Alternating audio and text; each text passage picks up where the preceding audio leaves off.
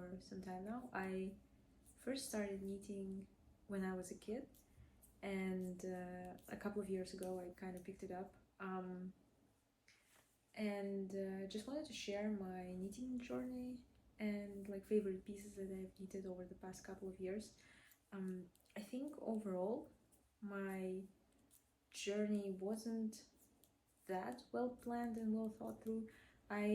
One day I just woke up and I wanted to start knitting, so I got some really bad straight needles and picked up a cardigan pattern instead of, like, you know, choosing something that is a bit more traditional, like a scarf or something like that. And back then I didn't even know about any of the knitting influencers, or I didn't subscribe to anyone on Instagram or YouTube. So the first pattern that I saw was a pattern by My Favorite Things Knitwear, I think, and I didn't even know how much yarn I should pick up and any of the knitting techniques and such. So the first thing that I've knitted, I've actually ended up frogging, but I think it was a great experience, and that didn't actually deter me from knitting. Like, on the contrary, I've started knitting more and more things. So now in the past couple of years, I think I've knitted about 30 different things, and just to, I guess, let everyone know that like frogging is okay and normal. I think out of those 30, I only like daily wear about 10, and then about 10 of them I actually also had to frog as well. So I thought I would like talk a little bit about some of my favorite patterns, and what kind of patterns I would recommend to beginners and such. I do end up getting a lot of my inspiration from Instagram, because I am subscribed to a bunch of influencers, and I really love their pattern choices, and the color choice is also important. I don't think I'm like very qualified to talk about you know, like what's the best thing for more advanced knitters, but I can talk about like what's the best things for more like intermediate and knitters who just started. So I mean, I guess I gotta talk about like this thing. I didn't knit this, I just bought this, but this pattern that I'm knitting right now. So this is like a jacket. I'm already finished with the sleeve, and I'm currently knitting a second sleeve on it. I have to put the pattern on the screen so that you know what it is, but I would say it's very like easy to follow pattern. I think it's by Ozera. It's pretty easy to follow. You basically cast on some stitches for the back, and then you knit the back until, I guess, the underarms, and then you pick up some stitches for the fronts, a couple of fronts, and you knit until you I guess join those three pieces, and then you pick up some stitches for the sleeves. One thing that I want to say is for the sleeves, I guess the decreases are linear, I guess, so like you decrease every 7th round or something like that, which I personally am not the biggest fan of. I guess like I would really I really like the decreases where you basically decrease like every 13th round, and then it kind of like goes faster where you decrease every 4th round, so that it creates this kind of like very nice shape. But it's really nice. I had some like excess yarn from the sweater I've knitted for my husband, and that sweater actually, like, I don't even want to talk about it, because I knitted that cardigan, and then it was a really bad pattern. I guess I can show it later, but I think I'm gonna end up frogging it as well, because I don't think he's going to wear it. It's pretty tight on him, and in addition to that, like the construction on that cardigan ended up such that here it's really awkward, because you end up needing like this small like panel, and then it kind of increases into the arm, and the way that it connects with the front of the cardigan and the back of the cardigan is very, very awkward. So I don't know what I was thinking. I just saw it, and I like the way it looked, but I don't think I'm going to ever need that cardigan again. I don't think it's very beginner friendly. Although I would say like the structure, like the way that the fabric lies on that is very pretty. But yeah, I think I can talk a little about some of the pieces that I've done. So yeah, now they are a little bit more organized. I think I can talk a little bit about them. So this one, I think, needs no introduction. Like if you have talked to any knitter, like if you have seen any content on YouTube or like TikTok, I think it's pretty common to see Petite Knits Sophie scarf. So this is a very, very nice pattern. I even bought cashmere for this. Like this is my first splurge actually, because cashmere is quite expensive, as we know. I think it was about like $20 to $30 for this amount of cashmere. So but it's really, really soft. It's really nice, and I usually don't wear like small scarves, but this is a very nice very cute pattern that you can just like knit up. This is called a garter stitch, and garter stitch is one of the most like easiest to start with, and then you also learn how to decrease a little bit here and increase on the other side. And if you have a lot of yarn, you can actually kind of, you don't have to follow, like once you learn how to knit this basic thing, you don't have to follow the pattern like to the T. So if you like longer scarves, you can even knit this portion a little bit longer, and it's going to be like a nice long scarf. I did knit like a second one, this red one. I got this yarn in Japan. It's really nice. I've just knitted it on a flight back home.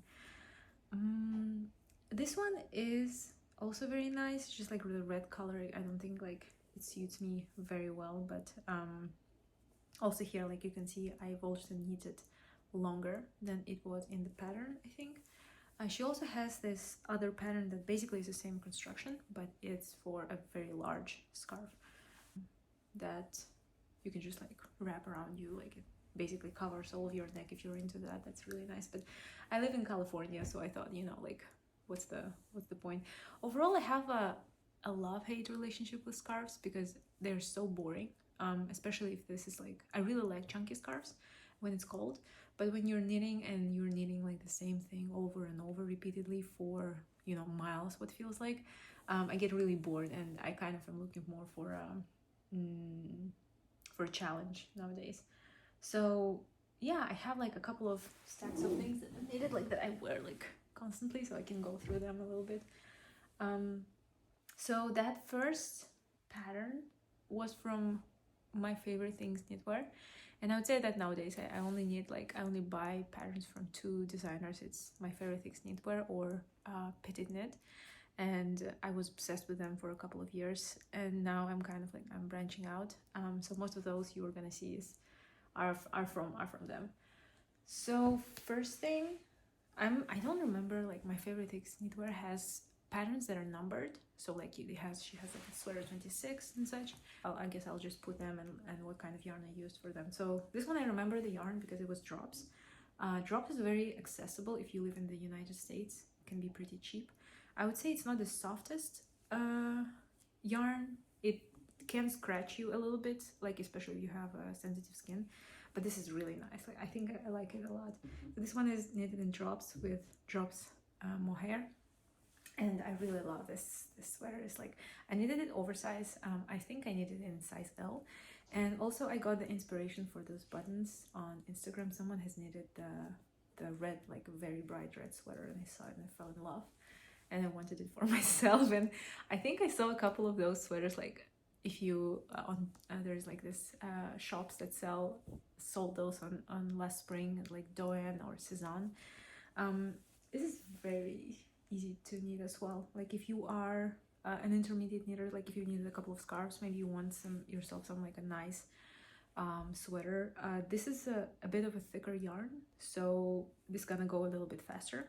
So here first you like knit the shoulder panels, and then you will pick up the stitches along the back and then connect the shoulder panels on the back, and then you will pick up the stitches on the front and then knit the front.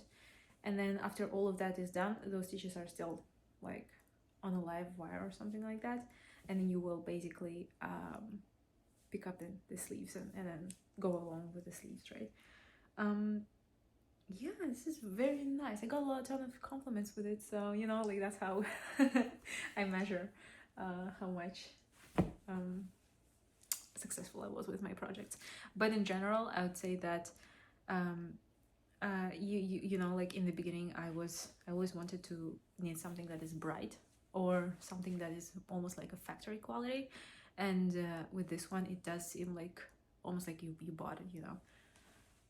Yeah, so the next project, I think this one was from Knit. I think it's her champagne cardigan.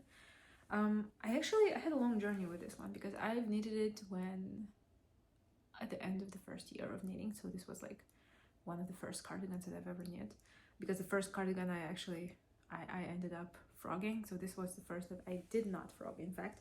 But it was like I ended up frogging a little bit of this cardigan because I really did not like the button band on the first one that I've knitted, and I also did not like the buttons.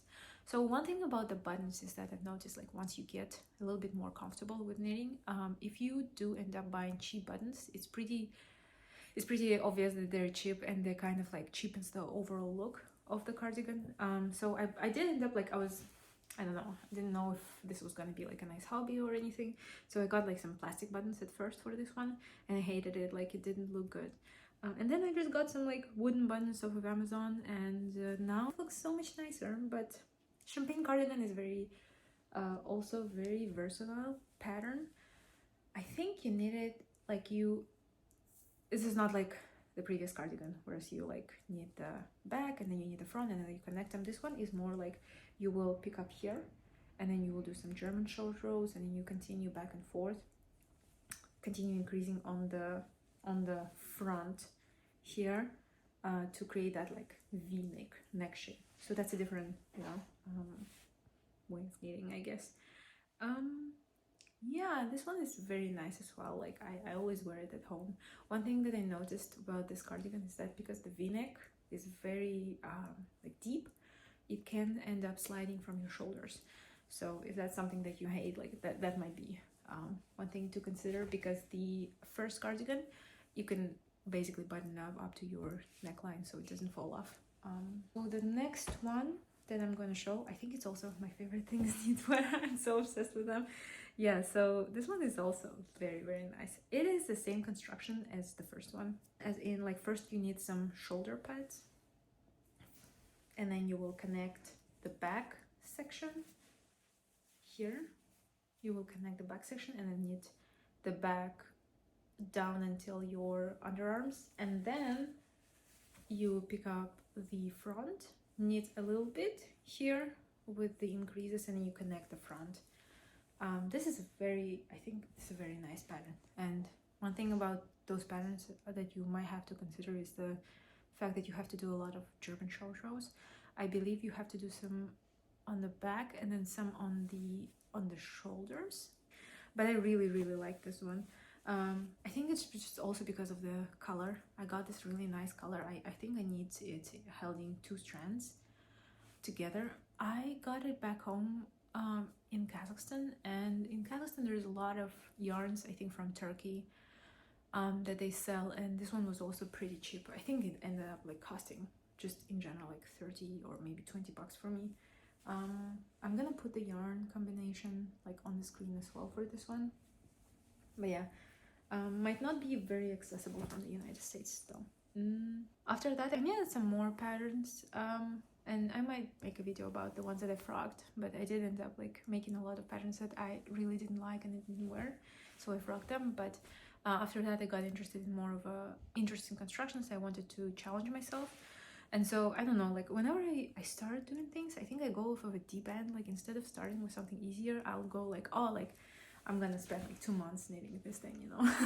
And this is very daunting. Like I feel like I don't know what I was thinking, but thankfully it came out okay, because this is actually the first time that I've knitted like cables.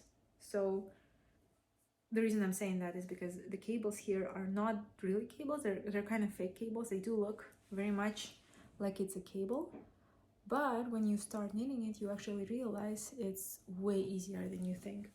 But if you pair this up with like all of the different types of stitches, the knitting that is being used. Like as you can see, there is this very beautiful stitch. There's some eyelets, there is some of these parts. This is very pretty. You realize that this is like actually a very, you know, difficult project, but it ended up like being very, very pretty. And I'm so glad that I've chosen the beige color for it. I'll also put the yarn that I used. I think this was Drops. So Drops is very accessible in the United States as well. So if you're looking for more of a like accessible project and you're anxious about spending a lot of money, I would really go for like a Drops yarns. You can get it off of Amazon very easily. So yeah, I really like this one. It stretched quite a bit since I knitted it. So as you can see, like this is very oversized on me. Like even the sleeves are hanging off, but that's how I like it actually. I actually quite like, you know, like feeling cozy in my sweaters. I like doing this. And one thing that I will say is, yeah, again, like be very aware of how stretchy this yarn combo with this pattern is, and just in general, I think this pattern is very stretchy. Yeah, I think, what can I say? I have been knitting this for like at least 2 months, and this has consumed my life, but it was so much fun. I actually did make a couple of mistakes, especially with like underarms, because I did not understand how you're supposed to do the, as you can see, like this is kind of like messed up, but this is underarms, and I thought, you know, since it's underarms, nobody's gonna see it anyways. So I kind of go along with it. I don't know if this is like a thing that is true, but I heard that there's this saying that like you need, when you knit, you leave a piece of your soul in it, so you have to make a couple of mistakes so that your soul can escape. And I thought this was very sweet, and now like whenever I make mistakes in my knitting, I'm kind of like, oh, like this is, you know, like this is just I remember that saying anyways. I really like this one. Yeah, this is my favorite. It's my baby. I'll put the pattern names as well under the video so you can kind of follow up. And also I have a Ravelry page. I think I like, for some of them I need for some of the ones that I need, I leave like details in notes. And just in general, I've noticed that the knitting community is very generous with the notes. So if you're kind of stuck, or maybe you don't know what to do, like I would just recommend going to that pattern and then seeing what people have said, and if they had any issues with it. There's a lot of things on forums and things like that, so that's very lovely. The next pattern is also not very like, it's a little bit adventurous as well, as you can see here. So this was also by My Favorite Things Knitwear. It's very scratchy yarn. Like I'm gonna put it the combo as well again. But the yarn and being scratchy didn't end up being like a big issue with me, because I do wear things under my cardigans. I do like the way that this yarn combo and the pattern is very like puffy. It's very nice, like it ends up being very cozy. So this one I actually had a long journey with, because I also knitted it. I didn't know how much stretch this kind of pattern gives. Like if you could see, this has a lot of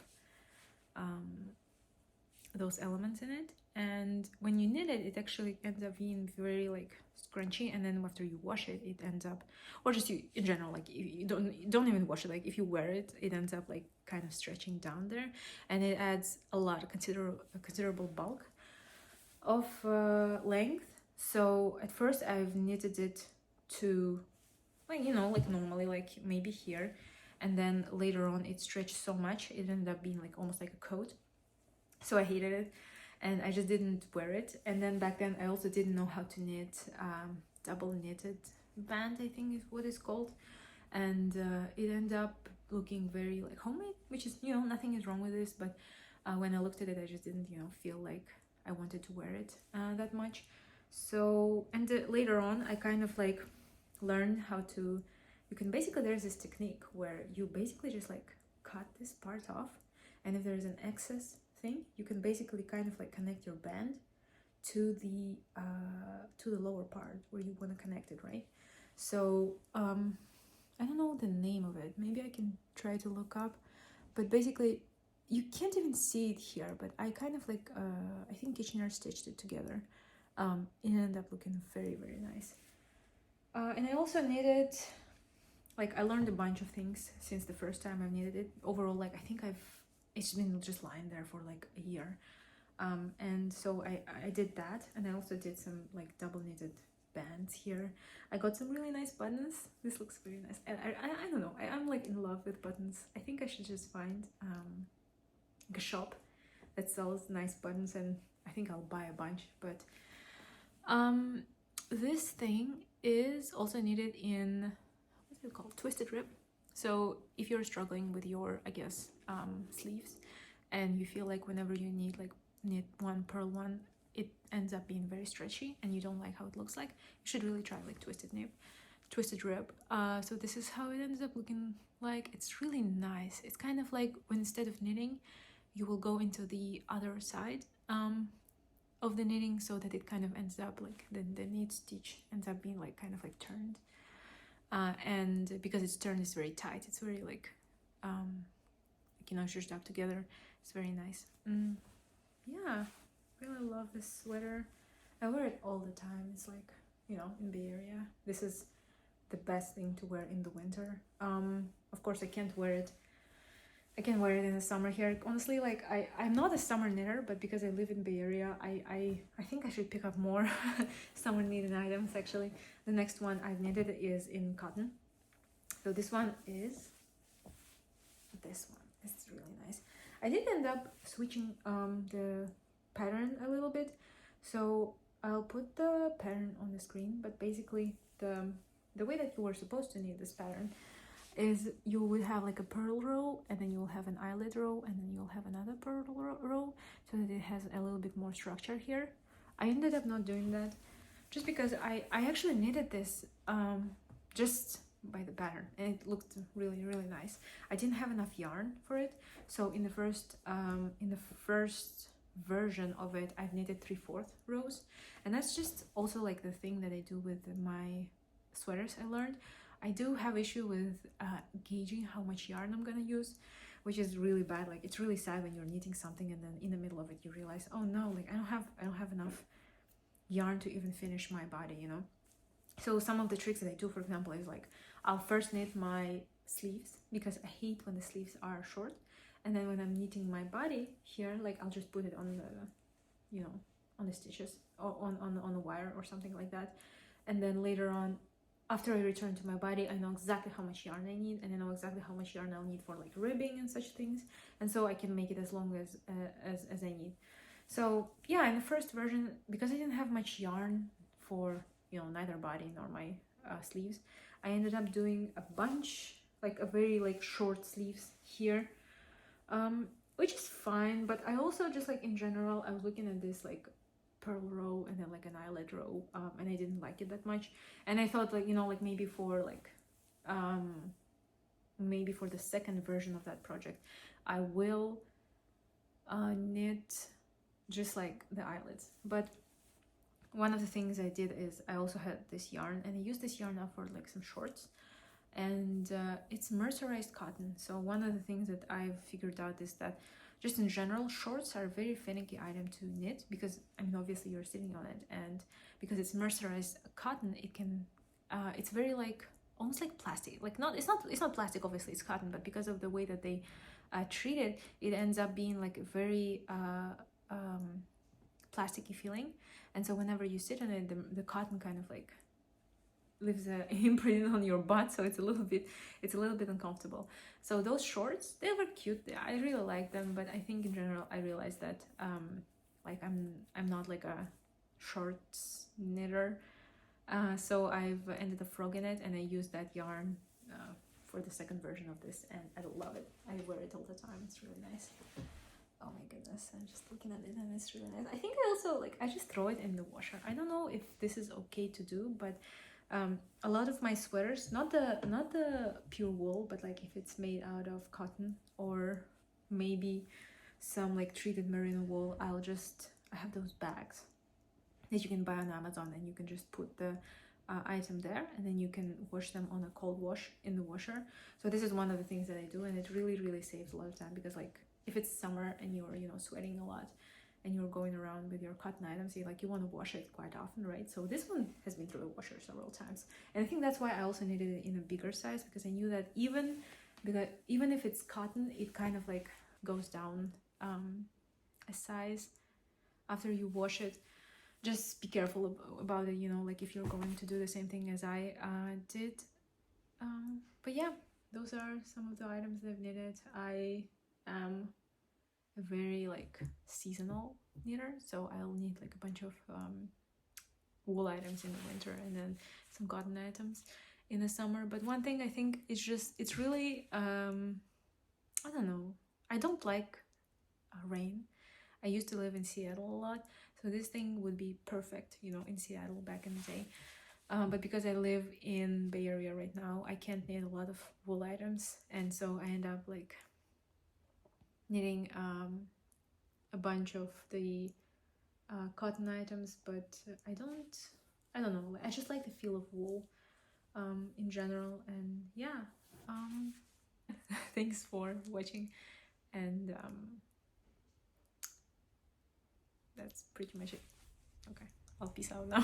Thank you.